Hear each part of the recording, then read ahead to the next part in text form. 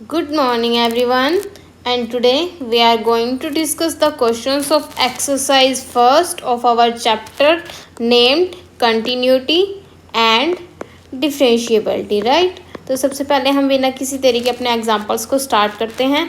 इससे पहले हम 17 एग्जाम्पल कर चुके हैं और 18th एग्जाम्पल भी हमने कर लिया था वीडियो नंबर 3 में। तो आज हम क्या करने वाले हैं? आज हम करने वाले हैं एग्जाम्पल नंबर 19 से। एग्जाम्पल नंबर 19 क्या कहता है हमारा, let f of x is equal to √2 cos x minus 1 upon cot x minus 1 where x is not equal to π/4, मतलब x की वैल्यू π/4 नहीं है। ये क्यों कहता है? क्योंकि जब आप cot x को π/4 पुट करो क्या आएगा आपके पास 1 -1, तो 1 - 1 होने से नीचे क्या बन जाएगी, ऊपर कुछ भी हो हमें इससे कोई मतलब नहीं, लेकिन नीचे 0 बन गई, इसका मतलब क्या है इन्फिनिटी बन जाएगा एक तरह से। तो इसलिए इसने पहले ही कंडीशन दे दी कि x की वैल्यू क्या नहीं होनी चाहिए π/4। अब if f of x is continuous function at x is equal to π/4, मतलब अगर मेरा एफ ऑफ एक्स कंटिन्यूस है किस पे, x इज इक्वल टू π/4 पे, एंड तब हमें क्या करनी है, फाइंड करनी है किसकी वैल्यू, एफ ऑफ π/4 की, राइट। तो सबसे पहले हम क्या करेंगे, अपना कंसेप्ट यूज़ करेंगे कंटिन्यूटी वाला। एक बार रिवाइज कर लेते हैं। सबसे पहले हम क्या फाइंड करते थे, F of A. F A क्या होता था वहाँ पे, वो पॉइंट। उसके बाद हम लिमिट्स चेक करते हैं, दोनों x tends to a plus वाली भी और x tends to limit x tends to a minus वाली भी, दोनों की दोनों हम क्या चेक करेंगे, लिमिट्स चेक करेंगे, ठीक है। तो सबसे पहले हम लिमिट्स ही चेक कर लेते हैं, क्योंकि हमें फंक्शन ऑलरेडी कंटिन्यूस दिया हुआ है π/4 पे, तो हमारी ये दोनों वैल्यूज़ क्या आएंगी, इक्वल आएंगी। तो हम चेक करते हैं लिमिट x टेंड्स टू π/4, क्योंकि हमारा पॉइंट क्या है π/4। एफ ऑफ एक्स की वैल्यू मेरे पास गिवन है, उसको लिख दिया मैंने। अब देखो नीचे पड़ा है कोट, ऊपर है कोस, राइट। तो कुछ कटने वाली चीज़ नहीं बन रही, तो हम इसको कोट को खोल सकते हैं कोस अपॉन साइन। तो मैंने वही किया, कोट को ओपन कर लिया कोस अपॉन साइन। जब मैं इसको कोस अपॉन साइन में ओपन करूँगी तो ये यहाँ पे क्या आ जाएगा, ये साइन मल्टीप्लाई होकर ऊपर चला जाएगा और यहाँ पे भी चला जाएगा। वही किया इसने, साइन ऊपर भी चला गया और यहाँ पे भी मल्टीप्लाई हो गया। अब हमें देखो क्या करना है, मेरे पास ये वाली जब भी टर्म आती है इसको सॉल्व करने का, या तो हम क्या करते हैं रेशनलाइजिंग कर देते हैं, राइट। तो इसकी हेल्प से हम ये वाली तो रेशनलाइजिंग कर देंगे, लेकिन दिक्कत कहाँ आ जाएगी, ऊपर वाली में। तो हमने क्या किया, दोनों इक्वेशंस को उसके ही अपोजिट साइन के साथ कर दिया मल्टीप्लाई एंड डिवाइडेड। देखो इसका अपोजिट साइन यहाँ पे प्लस करके बनेगा और इसका अपोजिट साइन यहाँ पे प्लस करके बनेगा। तो इसके अपोजिट साइन क्या हो गया, इससे डिवाइड कर दिया और मल्टीप्लाई कर दिया। सिमिलरली दूसरी वाली का अपोजिट साइन क्या होगा, यहाँ पे बीच में प्लस करके, तो यहाँ पे बीच में प्लस करके हमने इससे मल्टीप्लाई कर दिया और डिवाइड कर दिया। इससे मेरे को बेनिफिट क्या होगा कि मेरी एक टर्म बन जाएगी कोस स्क्वायर माइनस साइन स्क्वायर, मतलब कोई फॉर्मूला बन जाएगा और मेरा जो √2 है वो भी मेरा क्या हो जाएगा, ऊपर से 2 बन जाएगा। देखो कैसे सॉल्व करेंगे इसको, 2 cos square x minus 1 upon क्या आ गया मेरे पास, cos square minus sine square x। तो साथ में ऊपर क्या मेरे को मिल गया, कोस x minus sine x upon √2 कोस x प्लस 1, और साइन x तो मल्टीप्लाई में मेरा चल ही रहा है। ये देखो ये किसका फॉर्मूला होता है, क्या होता है फॉर्मूला मेरे पास, cos square theta plus sine square theta is equal to 1 होता है, राइट। इससे हम जितने मर्जी फॉर्मूला बना ले, cos square theta is equal to 1 minus sine square theta, या फिर क्या बना सकते हैं 2 कोस की। ये हमारे पास इससे और भी फॉर्मूले बन सकते हैं, जैसे यहाँ से अगर हमें साइन की वैल्यू निकल सकती है, और साथ में अब देखो मेरे पास यहाँ पे वैल्यू क्या है, कोस स्क्वायर x, राइट। अगर मैं 2 कोस स्क्वायर x माइनस 1, मेरे पास ये डायरेक्ट फॉर्मूला होता है कि मेरे पास अगर मैं इसको करूँ 2 कोस स्क्वायर x माइनस 1, तो इसकी वैल्यू मेरे पास क्या होती है, कोस 2x होती है, राइट। तो वही वैल्यू को मैंने एज इट इज़ पुट कर लिया। ये फॉर्मूले आपको याद करने पड़ेंगे, ये फॉर्मूले हम जब ट्रिग्नोमेट्री वाला पोर्शन करेंगे ना तब करेंगे।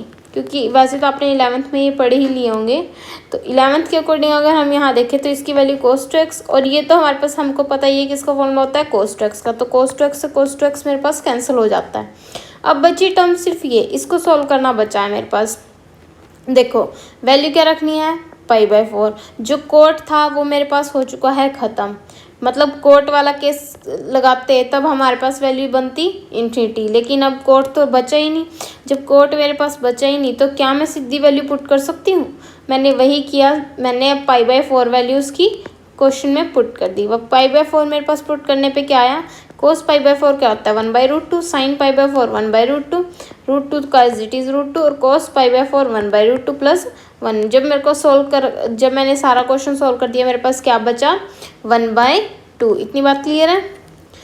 अब यहाँ से हम क्या करेंगे, मेरी लिमिट जब हमने पुट की f(x) पे तो मेरी वैल्यू आई 1/2, और मेरे को पता है ये किसके इक्वल होती है f(a) की। कंटिन्यूटी की डेफिनेशन में यहाँ हमने पढ़ा है कि सबसे पहले f(a) निकालते हैं और फिर लिमिट निकालते हैं, और फिर लास्ट में थर्ड चीज़ क्या होती है कि अगर मेरा f(a) लिमिट के इक्वल हो तो मेरा फंक्शन क्या हो जाता है, कंटिन्यूस हो जाता है। तो लास्ट वाली लिमिट के अकॉर्डिंग मैं क्या करूँगी, जो मेरा लिमिट वाला फंक्शन है उसको मैं इक्वेट कर दूंगी f(a) से। f(a) क्या है मेरे पास f(π/4), राइट, और f(π/4) की वैल्यू तो हमें क्या करनी थी, फाइंड। तो f(π/4) किसके इक्वल आ गया 1/2 के। आई होप ये आपको क्लियर हो गया होगा। अब करते हैं क्वेश्चन नंबर 20। क्वेश्चन नंबर 20 क्या कहता है, determine the value of ABC for which of the following function is continuous at x = 0। मतलब हमें वो वैल्यूज चेक करनी है किसकी, ABC की, जिसके लिए ये फंक्शन क्या हो, कंटिन्यूस हो 0 पे। तो 0 की लेस देन, मतलब जब हम 0 से लेस देन लेंगे लिमिट में तब हमें ये वैल्यू उठानी है, जब इक्वल लेंगे तो C उठाना है, और जब ग्रेटर लेंगे तब हमें ये वाली वैल्यू उठानी है। तो सबसे पहले LHR लगाते हैं, मतलब लेफ्ट हैंड लिमिट, राइट। तो जब हमने लेफ्ट हैंड लिमिट अप्लाई की तो क्या आया, limit x tends to 0 minus, देखो रियल लाइन, ये मान लो मेरे पास 0 पे चेक करनी है तो 0 के लेफ्ट क्या होगा 0 माइनस, और 0 के राइट क्या होगा 0 प्लस। तो यहाँ से हमने ये वाली वैल्यू उठा ली। क्या है ये वैल्यू, sin a+1x, यानी कि a+1 टोटल क्या है एंगल, और sin x यानी कि यहाँ पे एंगल sin 1x है, और अपॉन में क्या है मेरे पास x।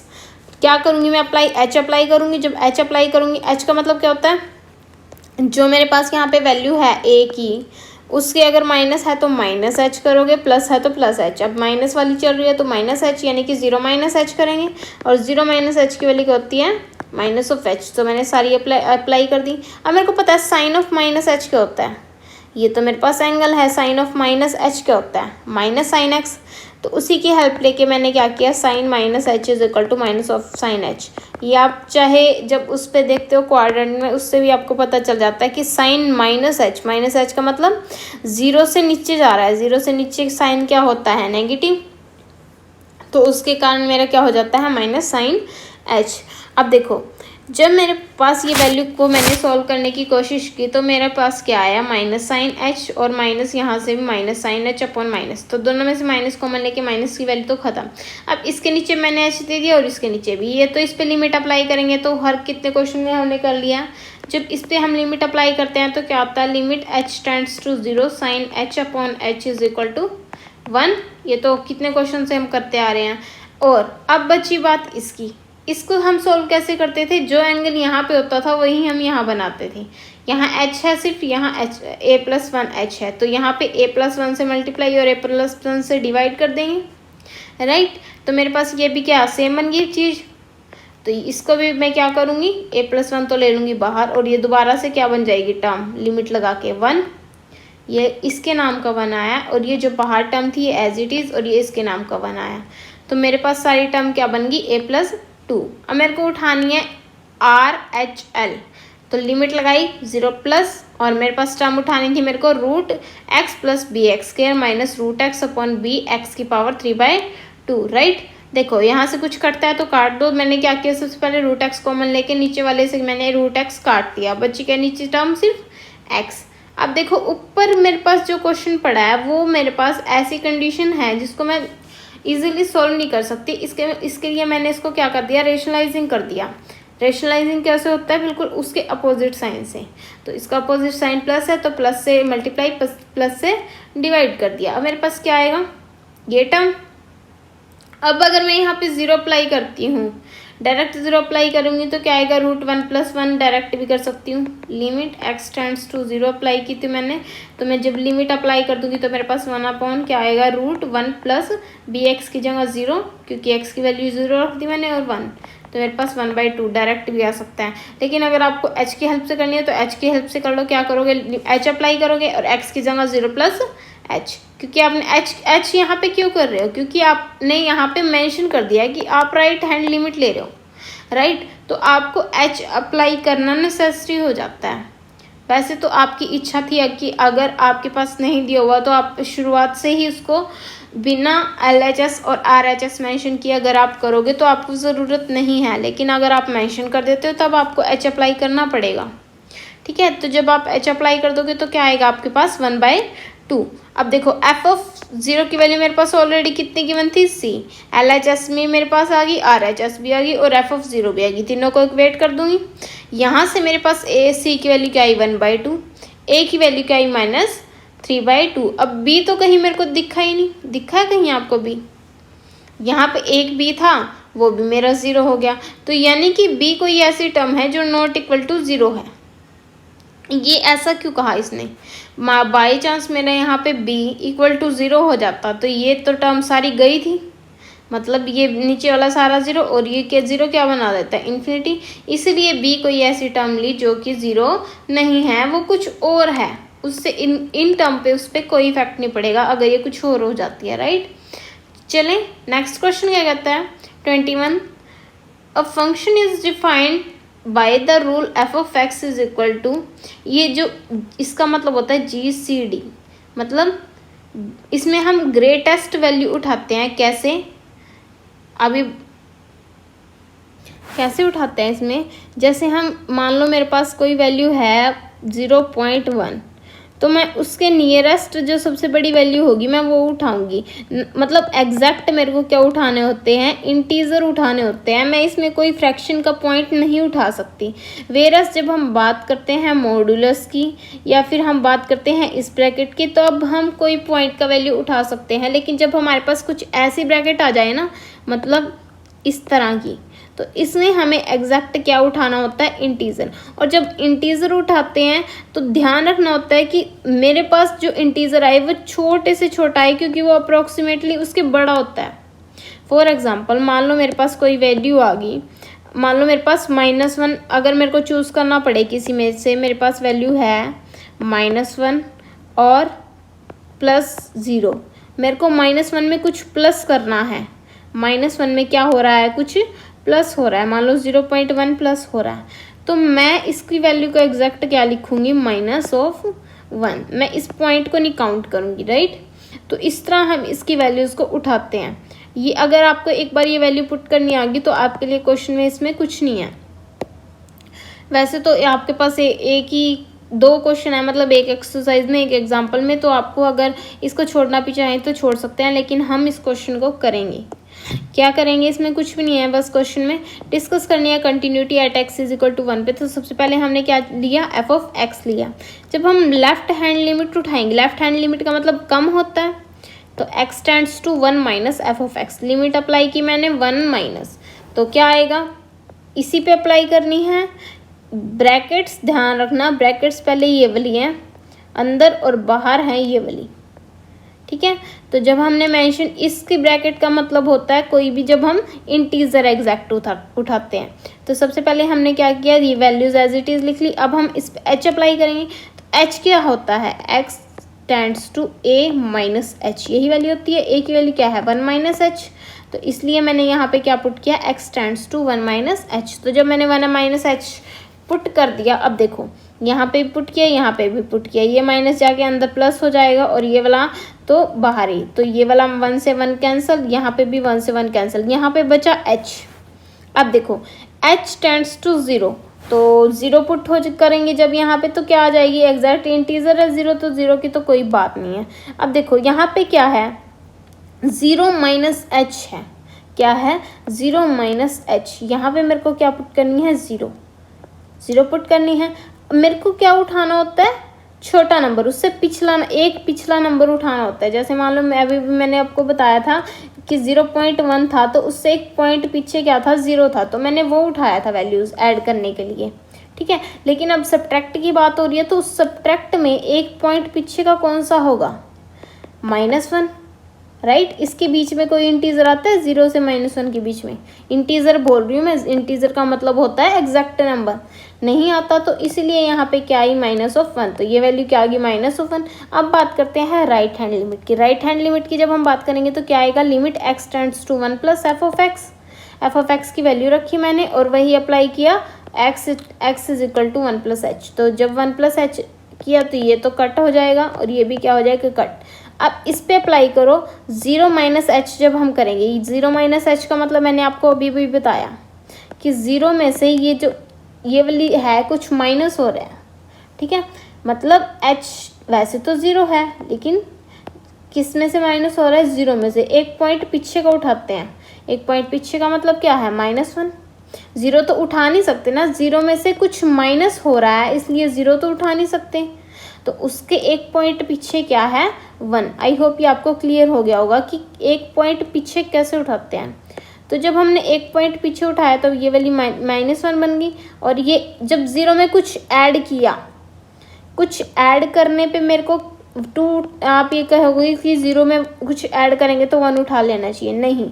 0 में कुछ ऐड करने पे 1 क्यों नहीं उठाया मैंने, क्योंकि मेरे को छोटी वैल्यू उठानी होती है ना।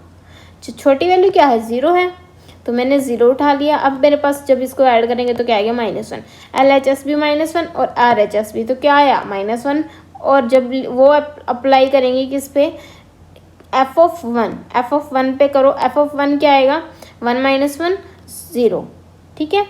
ये आई 0, ये आई -1 और ये भी आई -1, तो क्या ये इक्वल है, नहीं है। तो इसलिए फंक्शन मेरा क्या हो जाता है डिसकंटिन्यूअस, राइट।